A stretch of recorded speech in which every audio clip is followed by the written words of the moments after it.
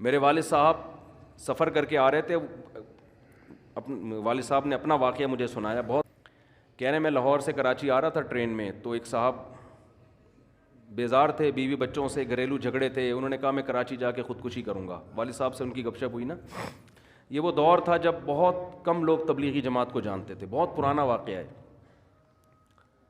ہمارے والد صاحب اللہ ان کی عمر میں برکت دے تبلیغ سے اس وقت جڑے تھے جب مکی مسجد میں 2 صفیں ہوا کرتی تھیں۔ حضرت شیخ الحدیث مولانا زکریا رحمۃ اللہ علیہ سے براہ راست تعلق رکھا انہوں نے۔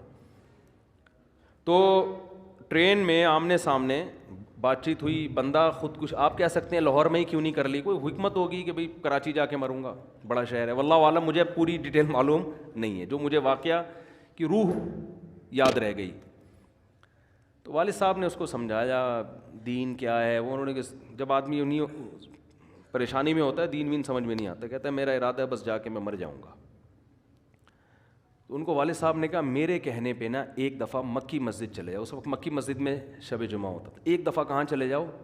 مکی مسجد، ایک دفعہ مرنا ہی ہے نا، تو وہاں جا کے ایک ٹرائی کر لو، ایک رات جمعرات کی وہاں گزار لو، اس کے بعد مر جانا۔ اس نے کہا چلو بھائی مرتا کیا نہ کرتا، چلا گیا۔ والد صاحب گھر آ گئے، اب کوئی فون وون کا استعمال نہیں ہوتا تھا اس وقت، موبائل فون کے کوئی رابطہ ہو، ختم ہو گئی قصہ۔ والد صاحب کا ایڈریس اس نے لے لیا تھا، تو والد صاحب نے بتایا کئی مہینے کے بعد اس کا خط آیا کہ وہ ایک رات میری زندگی تبدیل کرنے کے لیے کافی تھی۔ اس نے بتایا میں نے اتنی بڑی داڑھی رکھ لی ہے، جماعت میں 4 مہینے لگا دیے، اور مجھے جو سکون ملا ہے میں آپ کا شکر ادا نہیں کر سکتا۔ ایسے ایک نہیں ہیں، ہزاروں لوگ ہیں، لاکھوں لوگ ہیں جن کی زندگی اللہ نے تبدیل کر دی۔ اور جو مذہب سے جتنا دور ہوگا، چاہے کتنا ہی پڑھا لکھا ہو، اندر کے آدمی کے ٹھیک ہونے کا تعلق پڑھا لکھا ہونے سے نہیں ہے، یہ ذہن میں رکھو۔ دیکھو رکشہ والا پڑھا لکھا نہیں ہوتا، لیکن عین ممکن ہے اندر سے ٹھیک ہو، ہوتے نہیں ہے لیکن ہو سکتا ہے کہ ٹھیک ہو، جس طرح سے ڈرائیونگ کرتے ہیں نا اس سے لگتا نہیں ہے، لیکن ہو سکتے ہیں۔ کل ہماری گاڑی کا شیشہ توڑ دیا رکشے والے نے، کیونکہ اس کا پچھلا شیشہ ہی نہیں تھا، اس کو نظر ہی نہیں آ رہا تھا پیچھے۔ اب یہ تو غلط ہے نا یار، تم شیشہ تو لگاؤ۔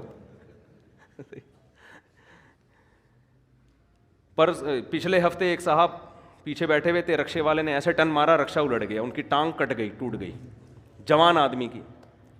تو رکشے والے ہوتے ہیں، بہت اچھے ہوتے ہیں، ہم نے بھی کبھی کبھار رکشے میں سفر کرنا ہوتا ہے، زیادہ آدمی نہیں کر سکتا، لیکن رکشے والا بھی بہت اچھا ہو سکتا ہے، حالانکہ پڑھا لکھا نہیں ہوتا، اور بہت ایجوکیٹڈ آدمی بھی 2 نمبر ہو سکتا ہے۔ ہماری اسمبلیوں میں جو لوگ پہنچے ہوئے ہیں یہ پڑھے لکھے ہیں، یہ جاہل ہیں، پڑھے لکھے ہیں؟ پڑھے لکھے ہیں نا، تو آپ دیکھو نا ملک کا حشر کیا کیا ہوا انہوں نے۔ جب سے پاکستان بنا ہے زیادہ تر پڑھے لکھے لوگ ہی اسمبلیوں میں جا رہے ہیں، زیادہ تر۔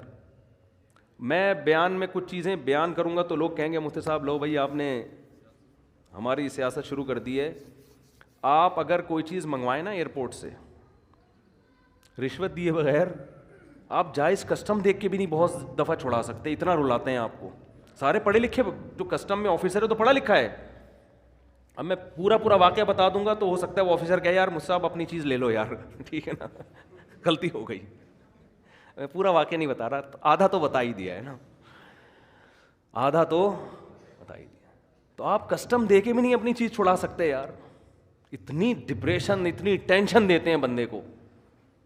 جو لوگ بزنس کر رہے ہیں، اگر بزنس میں یہ رشوت کا ماحول ختم ہو جائے، کتنے سکون سے لوگ ایکسپورٹ کریں چیزوں کو، امپورٹ کریں، کیسی ہنسی خوشی زندگی گزرے گی کہ نہیں گزرے گی؟ ایک عذاب جان ہے۔ دنیا میں نہیں کچھ بھی ہنسی تیرے برابر ہے، کتنی کشش خانہ کعبہ تیرے اندر۔